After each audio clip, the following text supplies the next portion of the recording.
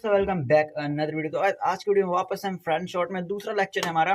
तो आज की वीडियो में बात करने वाला है फेडरलिज्म के बारे में। फेडरलिज्म क्या होता है? फेडरलिज्म एक फॉर्म ऑफ गवर्नमेंट होती है जिसमें पावर को डिवाइड किया जाता है वन नहीं नहीं टू और मोर देन टू लेवल पे। मतलब समझो सेंट्रल और स्टेट पे कम से कम डिवाइड किया ही जाता है। लेकिन हमारे यहाँ इंडिया में 3 लेवल ऑफ गवर्नमेंट चलता है। सबसे पहले सेंटर चलता है, फिर चलता है स्टेट, फिर चलता है लोकल गवर्नमेंट। जो लोकल गवर्नमेंट है वो 1992 के बाद ये हमारे सामने आया है। तो चलिए हम चालू करते हैं। तो सबसे पहले हमारे सामने टॉपिक आता है यूनिटरी गवर्नमेंट और फेडरल गवर्नमेंट। यूनिटरी गवर्नमेंट क्या होता है? गवर्नमेंट है जहाँ पे यूनिटरी गवर्नमेंट उसको कहते हैं जहाँ पे सिंगल पावर होती है। मतलब जैसे सेंट्रल लेवल के पास ही पूरी पावर है, सेंटर के पास ही मतलब सबसे ज्यादा पावरफुल वाली पावर, मतलब सबसे ऊपर बेस कह रहा हूँ, सबसे ऊपर टॉप पे जो रहेगी वो है हमारी सेंट्रल। तो यूनिटरी में जो सबसे टॉप पे रहती है वो तो सेंट्रल, और सारी पावर उसके पास रहती है। और इसके एग्जांपल होते हैं हमारे सामने यूके, इटली, पोर्टुगल।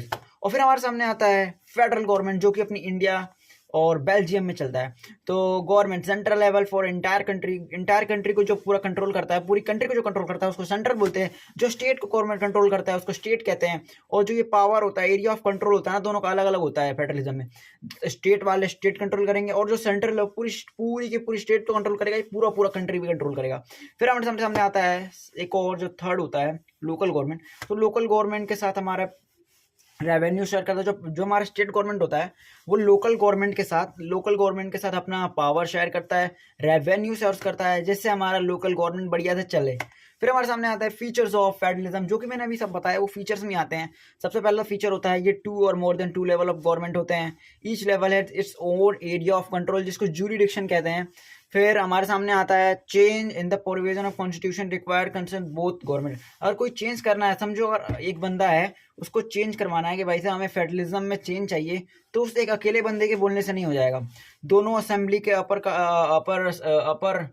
मतलब राज्यसभा और लोकसभा दोनों एक साथ बैठ के बात करेंगे, उसके बाद ही हमारे कॉन्स्टिट्यूशन में कोई चेंज होगा। एक बंदे के बोलने से नहीं हो पाएगा। फिर हमारे सामने आता है अगर कोई यहाँ पे इनके बीच में कॉन्फ्लिक्ट आ गया तो सबसे हमारे साथ रहेगा जुडिशरी, मतलब एक अंपायर की तरह होगा। जैसे कि जब दो टीम में लड़ाई होती है तो उसे अंपायर ही बोलता है भाई आउट है नहीं है, या रन है नहीं है, जिस बात पे भी लड़ाई हुई। फिर हमारे सामने दूसरी चीज आती है जिसको हम कहते हैं डुअल एग्जेक्टिव। और डुअल एग्जेक्टिव मतलब फेडरल गवर्नमेंट का क्या है? तो पहली तो हम चीज बात करेंगे, यूनिटी प्रमोट करनी चाहिए इसको। अकोमोडेशन ऑफ रीजनल, मतलब रीजनल डाइवर्सिटी को नहीं फॉलो होना चाहिए। अकोमोडेट करना चाहिए इसको, क्योंकि ख़त्म करना बहुत ही ज़्यादा हार्ड और नामुमकिन की तरह ही है। क्योंकि आप मान जाओगे, एक सोसाइटी मान जाएगी, लेकिन एक बंदा हुआ वो नहीं मानेगा। तो इसको अकोमोडेट करना, यूनिटी बढ़ानी है, इनहेंस करना है। फिर हमारे सामने आता है कमिंग टुगेदर और होल्डिंग टुगेदर का। देखो ये बहुत इजी है। कमिंग टुगेदर को आप कुछ ऐसा समझो कि हम एक कमिंग टुगेदर वाली स्टेट या कंट्री को देखते हैं। समझो जो अमेरिका है वो कमिंग टुगेदर फॉलो करता है, समझना नहीं है, अमेरिका ही करता है। तो देखो छोटे छोटे जब स्टेट्स मिलते हैं सब एक साथ मिलकर एक बड़ी लेवल की जब वो बनाते हैं गवर्नमेंट, उसको कहते हैं कमिंग टुगेदर गवर्नमेंट। और ये इंडिपेंडेंट स्टेट्स मिलकर बनते हैं। तो इनके लिए दो इन स्टेट्स के पास इक्वल पावर डिस्ट्रीब्यूट होता है, और all states has equal power लिखा है यहाँ पे। और छोटे छोटे इंडिपेंडेंट स्टेट्स कम होके बगैर यूनिट की बनाते हैं गवर्नमेंट। फिर हमारे सामने आता है होल्डिंग टुगेदर। और जो देखो जो ये कमिंग टुगेदर के एग्जांपल होगा ना, एक यूएसए आएगा, स्विट्जरलैंड आएगा, ऑस्ट्रेलिया आएगा।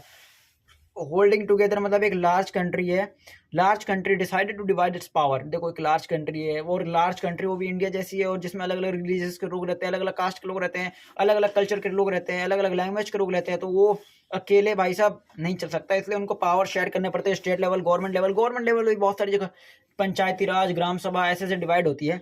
तो उसी तरीके से डिवाइड करते हैं। सेंट्रल गवर्नमेंट के पास सबसे ज़्यादा पावर होता है, स्टेट्स के पास भी पावर होता है, अलग अलग स्टेट्स को अलग अलग पावर देती है, कुछ स्टेट्स को स्पेशल पावर भी मिलता है। तो समझ लो कि ये सेंट्रल गवर्नमेंट को पास सबसे ज़्यादा पावर है, लेकिन जो स्टेट गवर्नमेंट को पावर मिली है सबको इक्वल नहीं मिल रही, किसी को अच्छी ज़्यादा मिल रही है, किसी को कम मिल रही है, पॉपुलेशन के हिसाब से चलता है। एग्जाम्पल है इसके इंडिया, बेल्जियम, स्पेन। तीसरी हमारे सामने आती है union list, states list, congruent list और ये लिस्ट। तो सबसे पहले यूनियन लिस्ट पढ़ते हैं। सब्जेक्ट ऑफ नेशनल डेवलपमेंट की बात करने वाले हैं सेंट्रल लेवल वाले, मतलब सेंट्रल लेवल वाले बात करेंगे कि यहाँ पे भाई साहब अगर कोई नेशनल हाईवे बात करने का है दो स्टेट्स के बीच में, तो क्या स्टेट डिसाइड करेगी, नेशनल डिसाइड करेगी? ये आप कमेंट करना मेरे को। सबसे पहले हम बात करने वाले union government alone to make law. Union government अकेले लॉ बना सकती है, यहाँ पे लिखा है। ये रेलवे में काम करती है, डिफेंस में काम करती है। फिर हमारे सामने सब्जेक्ट लिस्ट में क्या आता है? पुलिस, एग्रीकल्चर, ये स्टेट लिस्ट में आते हैं। अब देखो यूपी पुलिस होगा, एमपी पुलिस होगा, बिहार पुलिस होगी, ऐसे पुलिस होते हैं। फिर हमारे कॉन्ग्रेंट लिस्ट में आते हैं एजुकेशन, मैरिज, फिर हमारे सामने आता है रजिस्ट्री सब्जेक्ट। ऐसे सब्जेक्ट जैसे कि हमारा साइबर अटैक हो गया, कंप्यूटर प्रोग्रामिंग हो गया, ये सब कौन होल्ड करता है, ये सब कौन चलाता है, ये सब पे हम सेंट्रल लेवल काम करता है, ये जो हो गया। कॉन्ग्रेंट लिस्ट पे कौन काम करता है, आई डोंट नो, चेक करना है मेरे को। तो फिर हमारा लैंग्वेज स्टेट्स, लैंग्वेज नहीं, कॉन्ग्रेंट लिस्ट वाइज देख लेते कौन काम करता है। Subject that not follow this union government, union government काम करता है रजिस्ट्री पे भी, कॉन्ग्रेंट पे भी, दोनों पे यूनियन गवर्नमेंट काम करता है। लेजिस्लेट स्टेट्स, हाँ लेजिस्लेट स्टेट क्या होता है, देखो ऐसा स्टेट बनाया जाता है जिसको लैंग्वेज के बेस पे बनाया जाता है। लैंग्वेज के बेस पे कैसे, जैसे झारखंड हो गया वो लैंग्वेज के बेस पे बनाया है। फिर वैसे अलग अलग लैंग्वेज बेस पे नहीं काम करता ये, लैंग्वेज के साथ साथ अपना कल्चरल बेस पे भी काम होता है हमारा। कल्चर क्या है उनका, लैंग्वेज के बेस में ये डिवाइड करते हैं।